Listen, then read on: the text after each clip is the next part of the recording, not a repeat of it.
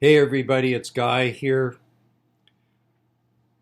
This is going to be the first in a series of occasional videos I'm going to record, and I will probably promote them on different social media, including Facebook Live, but I've decided that rather than just do it as a live recording, I'm going to record these and save them, record them on my laptop, and then upload them to YouTube, and I'll organize them under a playlist called Esoterica.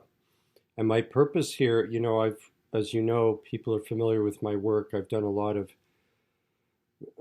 writing and podcasts and so on, being a podcast guest and this kind of thing, and writing for Druthers newspaper in relation to the war that we're in,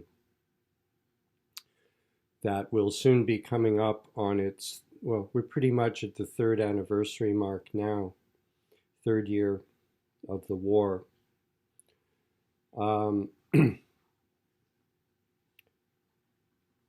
And I've devoted my time over the past 2.5 years to describing the panopticon and the introduction of the compliance economy and the biosecurity state that's being installed around us. I've noticed in the past 6 months or so that there's been an incredible development of an increase in revelations via the alternative media, and it's now starting to leak into the mainstream media. So this is good. And so while I will continue my work in that regard, I'm going to change my focus a bit. I've decided that for Druthers newspaper, I'm primarily, going to write about solutions. And for the rest of my work, I'm also going to start covering the spiritual side of this battle. It is time for the white magicians to come forward, because in addition to military grade propaganda and DARPA mind control and Tavistock Institute social engineering programs that we see unleashed in our society, there is dark sorcery involved. And many of you know from my other writings and my book about my experiences in Peru, drinking ayahuasca for the first time and what happened in the year that followed. The book's called The Year of Drinking Magic, 12 Ceremonies with the Vine of Souls, that you can order through your bookstore or purchase on Amazon. It was published by Apocryphal Press out of San Francisco, and it won the 2018 silver medal in its category, the New Age category, I think it was, from the Independent Book Publishers Awards. And it's really the story of a person's awakening in the context of shamanic visionary plants. And I think I haven't really promoted the book since it came out very much. I did in the beginning, but I think I've actually been buying copies of it myself and handing it out to some friends, because I think there are things in that book that are actually very important for today. But I'm not doing this as an advertisement for my book. I'm just reminding folks that up until the war started 3 years ago, I was primarily writing about shamanism and spirituality. And now is the time for me to pivot and write more and include more of those things in my writings and these kinds of recordings. Today, what I'd like to discuss is an insight that I had while I was doing some shamanic journeying the other night. I had had a difficult time over the holiday season. I got sick with a cold, and I had an anxiety attack on Boxing Day. Boxing Day was when my wife's family came to visit, and we were all sitting down for Christmas dinner in the mid-afternoon. That was going to be our Christmas. And I was about to uncork a bottle of wine in the kitchen, and I had an attack. And it felt like a heart attack. And I actually went to the hospital and underwent a whole bunch of tests, and it ruined our Christmas with family. But it was serious enough. It was this sensation I had in the center of my body. I didn't really think I was having a heart attack, but I wasn't sure. It could have been. It was really weird. I almost passed out. I had to get through it with deep breathing. And interestingly, I have two good friends who had the same experience in the past couple of weeks. And it speaks to the burden that some of us are living with, who are looking unflinchingly into the fire. No bypassing, no fairy tales about white hats coming to save us, knowing full well what's happening. And there have been some developments with the biological narrative that are incredibly disturbing. And it's safe to say we are fully living in a science fiction horror movie right now.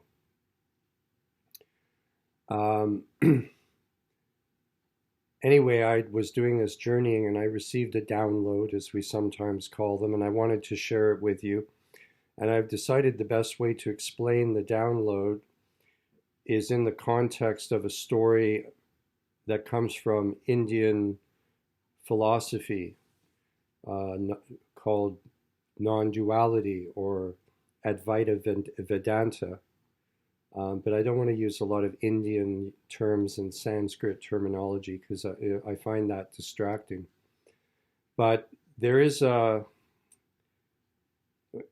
first I'll tell you, as they say you should do when you're giving a lecture, not that this is a lecture, you should tell the audience what you're going to tell them and then tell them the details. So what I'm going to convey to you is the idea that to get through what's coming, we need to abide in the witness.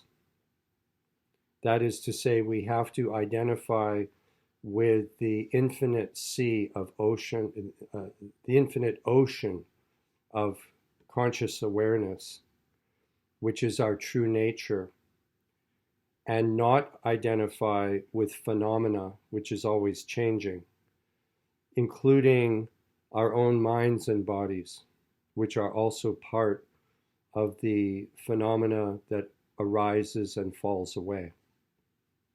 Because that is also part of the show. That is part of what they call Maya, illusion.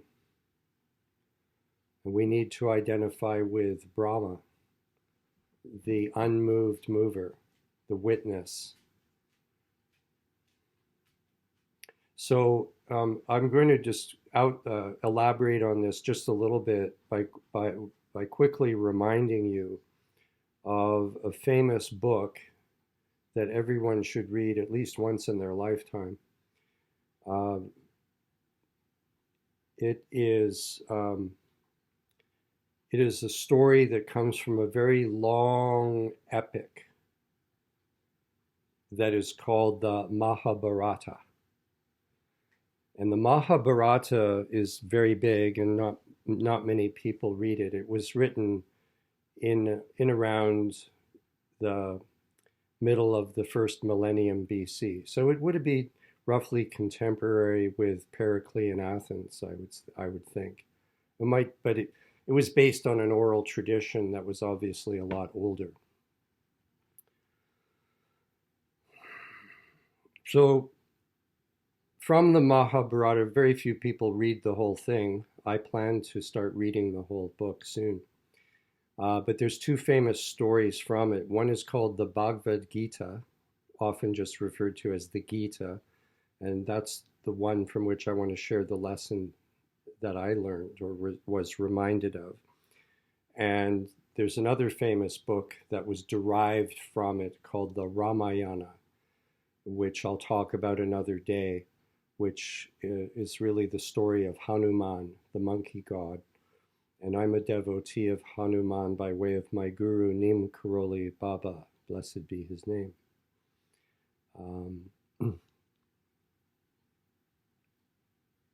So let's talk about the main teaching of the Gita. And by the way, I'm not going to natter on for long about this, okay? You can get good lectures about this book. I just want to remind people what the essential teaching is from that book in reference to how those of us who are engaged in today's battle can make use of it, can make use of that teaching. Because remember, the overarching Mahabharata is a very romantic, exhaustive, colorful story, epic, about that included gods and goddesses and wars and battles and loves and loss. It's a beautiful thing. And the Gita concerns a scene from that larger story in which a warrior king by the name of Arjuna is standing on a hillside with his charioteer, and they're having a discussion. And the whole book is this discussion, and it's really a philosophical discussion that has many layers to it.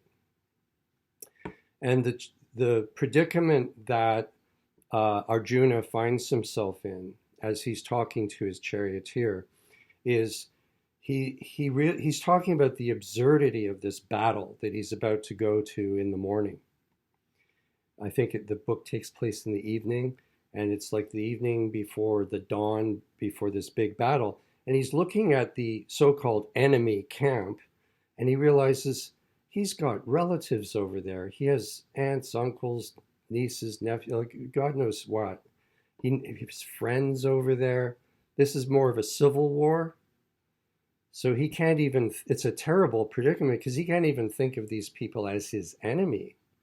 And he's thinking of the senselessness of the destruction, which is something a lot of us can relate to these days, right? Things haven't changed too much in the past couple of thousand years. Just the technology. And he basically is saying, I don't want to go through with this. It's absurd, all this death and destruction. But his charioteer, it turns out, is Lord Krishna, one of the great ascended master deity characters from the Hindu pantheon. So basically what Krishna, the charioteer, says to Arjuna is the following. I won't try and summarize the whole thing, but a couple of important points are as follows. First of all, he says, you know, you were born into a family of warrior kings. That is your role. That's your role in this incarnation. And you have a responsibility to fulfill that role and to be Arjuna, to be the warrior king. And yes, obviously you've got a very big insight of the absurdity of the war. But in a way, you are being disrespectful to the great wisdom understanding of the fundamental nature of reality. You're looking at it, he doesn't use these words, but you're looking at it through the lens of duality, as if you really are a separate self, and there are a bunch of separate selves over there, and you're going to go and there's actually going to be death and destruction and person A killing person B and all that kind of thing. And he reminds Arjuna of the non-dual perspective, that in fact all of this is Maya. It's all illusion. It's all phenomena that is arising spontaneously. As Tony Parsons, who's a non-dual teacher, would say, it's just a wild energy. It's a dance in nature. It's Or another way to put it, it's all arising inside the mind of God. It's all Brahma. It's all Brahma's dream. It's as I like to say, it's a dream that's dreaming itself, and there's no dreamer. And this is the very same teaching that I discovered using shamanic visionary plants and other psychedelics like 5-MeO-DMT, the toad sacrament. And this is something I need to share with you. Those of you who have not done psychedelics and are afraid of them, one of the most constant teachings, and it's not even just a teaching, it's an experience. I consume the psychedelic, which might be something powerful like ayahuasca, or it might be something very mild like the plant medicine I work with the most. I usually do it several times a week, is edible cannabis. And in my case, I prefer sativa. Sativa is the format that tends to stimulate creativity. It's more of a head thing, whereas indica has much more of a body load. That's the one where people really feel like they're stoned. Whereas sativa makes you want to pick up your guitar and play it like you've never done before.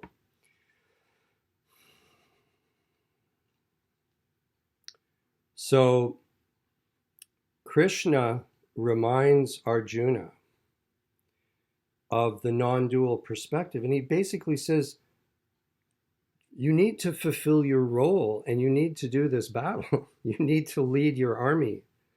And you need to stop worrying about who is going to live and who's going to die, because nothing's happening.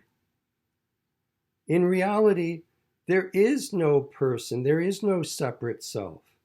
These are all ghosts. These are all thoughts inside God's mind.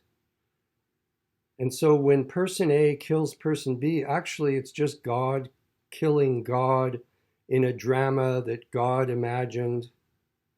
And that's what this world is. And I was, to finish my thought from earlier, the lesson that I keep getting from the shamanic visionary plants or the psychedelics is always, there's many lessons, but the overarching one that I always get is, this is a dream. What are you so worried about? But at the same time, you have to honor your role. And in my case, and this is going to be the most pretentious thing I'll say in this video, I found my archetype years ago, and it's the warrior magician. And that's why a lot of my friends are healers, because people walking the path of the healer, people living the archetype of the healer, are attracted to the warrior magician, and the warrior magician is attracted to the healer. My wife is a healer. Most of my friends are healers, because it's the job of the warrior magician to protect the healers so they can do their work. And I even asked ayahuasca in the thrall of a deep ceremony once, like, how can I be of service? Do you want me to train to be an ayahuasquero or a curandero? Do you want me to serve the medicine? And the answer I got was instantaneous. It was no. Your medicine is your writing. I got lots of people who can serve medicine. I don't have a lot of people who can write like you can. That's why you've been trained all these years. That's why you had that career as an environmental journalist and you won all those awards and blah, blah, blah. I didn't even know that. And then within a year of drinking ayahuasca over New Year's Eve 2013, 2014, I left my job. Why did I do that? And I became a full-time researcher and I lived on savings. I'd be a lot better off today if I had just worked all that time like many people did. I sacrificed a lot of my own prosperity to figure out this world, which for those of you who are familiar with spiral dynamics, that corresponds to stage yellow in the second tier of conscious awakening. So I immediately after consuming ayahuasca, I entered stage green and I had the big heart opening. And then I had to spend that 8 years working through stage yellow and learning what this world really is. And now I'm at the gates and entering in to stage turquoise, which is a stage of liberation. And it's very hard to assess where one is in that. So it's better to say, not to say, oh, I'm awakened. It's best to say, in all humility, I'm in an awakening process. It's better not to say I'm a shaman. It's better to say I'm a student of shamanism. Okay? Because it's a process and it never ends. It never ends. There's always more to learn. But there are identifiable stages to it.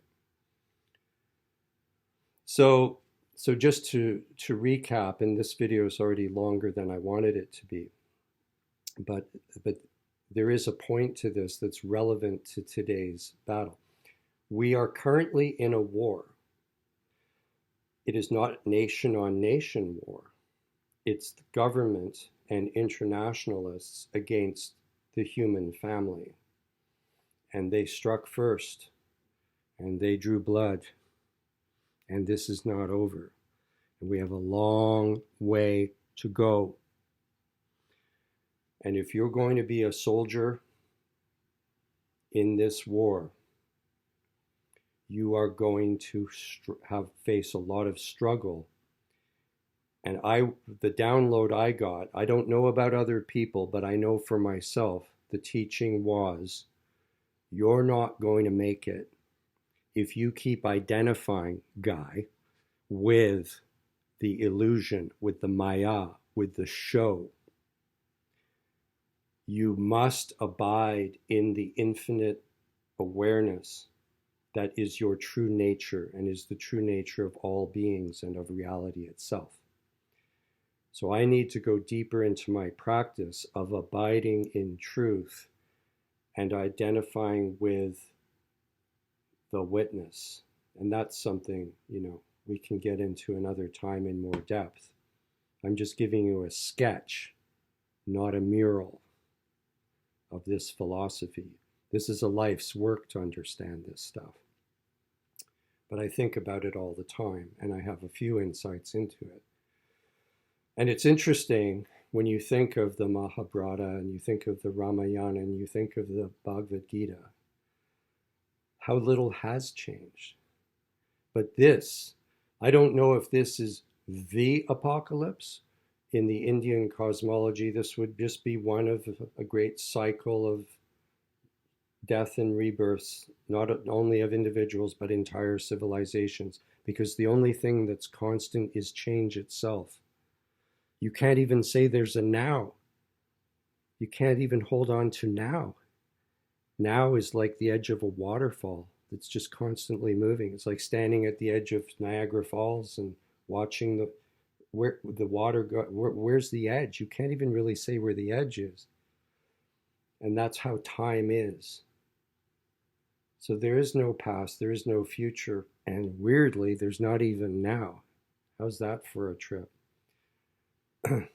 But the beauty of this predicament we're in is that the entire human family is being called upon to awaken. And all those people who just are persistent in not getting it and not realizing what's happening is because they're clinging not only to the old world, the society that is on its way out, but they're clinging to that stage of materialistic, scientific determinism consciousness. And they don't want to step into the next level that we must step into in order to overcome this problem, because it is a spiritual battle. And so I'm going to call upon all of you who are the white magicians, who are walking the path of the healer, or walking the path of the warrior magician, or the magician, or the warrior, or whatever your path is, any path that calls you to this battle, to this war, to be reminded of that lesson of the Gita. Because that panic attack I had, that anxiety that I have, that I thought I had much better control over, it could kill you. This is the level of the test. So you must, it's no longer optional like it was a few years ago. Like, oh, I'm on a spiritual path because I want to be on a spiritual path and I want to become enlightened. You must abide in the witness now to survive. And at the same time, you can't bypass. You've got, as Ram Dass used to say, you've got to honor the incarnation. You've got to live fully in this body, even though you know it's an illusion, and you have to be in the game. You have to be on the battlefield. And that means staring into the fire, and not just staring into the fire, walking straight into it. Because that's what's required of us at this time. So I think next time, this was a fairly fierce conversation. Next time we'll talk about the Ramayana and Lord Hanuman. It's a beautiful, beautiful teaching, and I love to share it with you. Not that I'm a teacher. I'm just, as Ram Dass used to say, I'm just another traveler on the road, and we're kind of walking beside each other, walking each other home. So on that note, I'll wrap it up, and I'll say, Namaste, everybody, in Lakesh, and we'll see you in the next video.